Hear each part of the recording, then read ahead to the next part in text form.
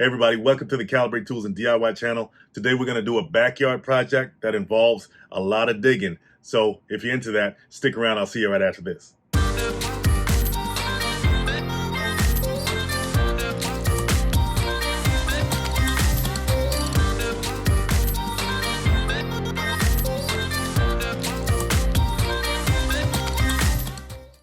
Now this wall is the back wall of this yard that has a pool, and when it rains it overflows and creates another unwanted swimming pool in that dirt area in this other person's yard. So the goal is to create a drainage system to fix this problem. So we start out by digging a 5-foot deep hole to put our drainage system in. Be warned, if you haven't dug a hole in a while manually, especially a 5-foot deep hole, then you might want to rethink a job like this. Or if you have money to hire a crew, even better, right? Everybody doesn't have the funds to rent an excavator, but that would be impractical in this case anyway. So fortunately we had a pickaxe, a shovel, and a jackhammer, which was great for breaking up that hard soil. I highly recommend it. Now when you're handling a jackhammer, you want to make sure that when you penetrate the soil or the dirt, you want to move it back and forth as you penetrate it. It has a tendency to get stuck in the soil, especially if it's hard soil, if you don't do this. And being that it's a very heavy machine anyway, it can be hard to pull it out. So make sure that you wiggle it around, push it back and forth. This also helps to break up the dirt better, making it a lot easier to shovel it out.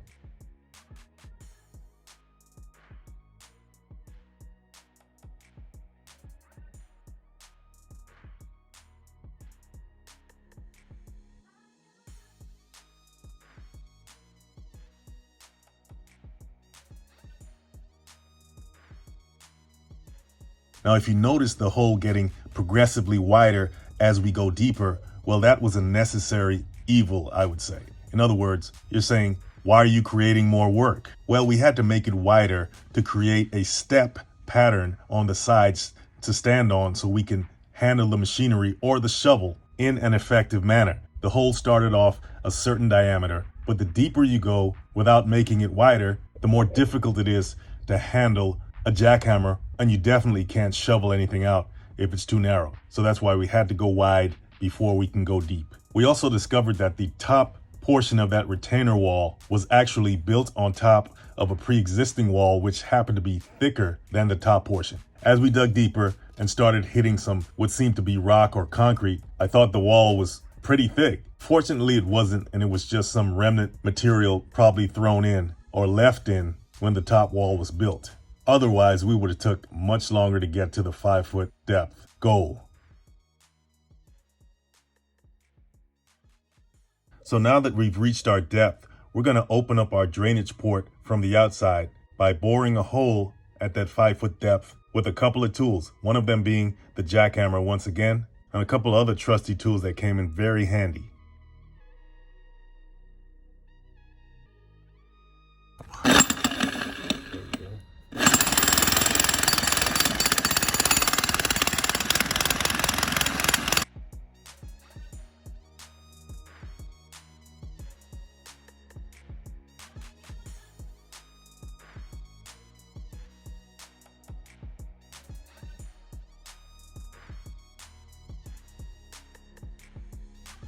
Now, you may not have thought an angle grinder of all things would be used in this situation, but it turned out to be one of the best tools for it. I mean, look at how it's just eating through that concrete. Mind you, it's with a diamond blade, of course, and I even said to myself, you could just use that to bore all the way through to the other side. But even though that may have been possible, there was another tool that completed the job.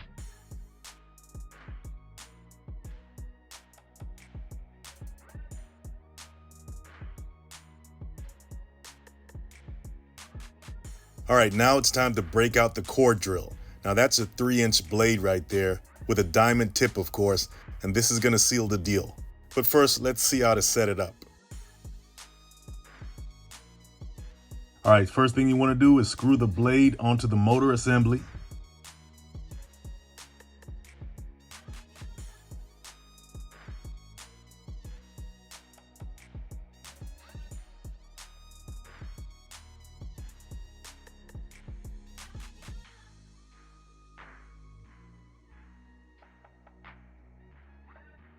And because the core drill uses water to minimize the dust while it's drilling, you want to hook it up to your water hose.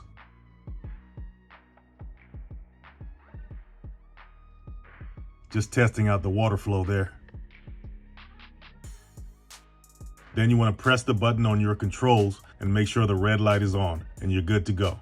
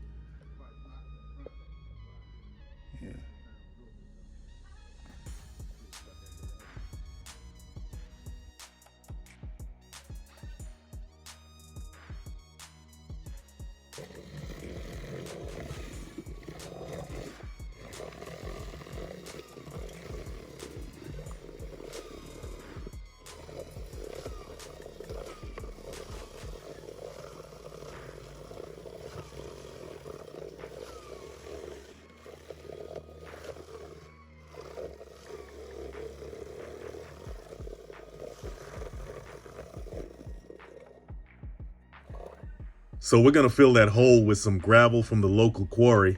Here we are picking it up. Got about 2 scoops, which ended up being just enough for what we needed to fill that hole and make it look like a masterpiece.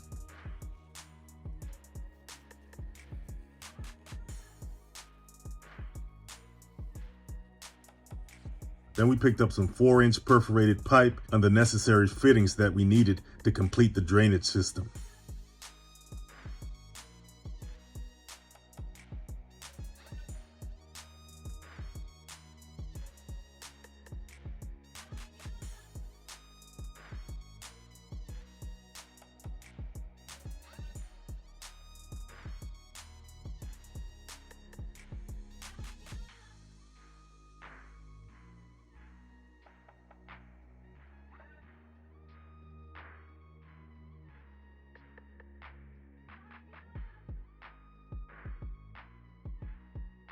That's the pipe we just dropped in there with the 90.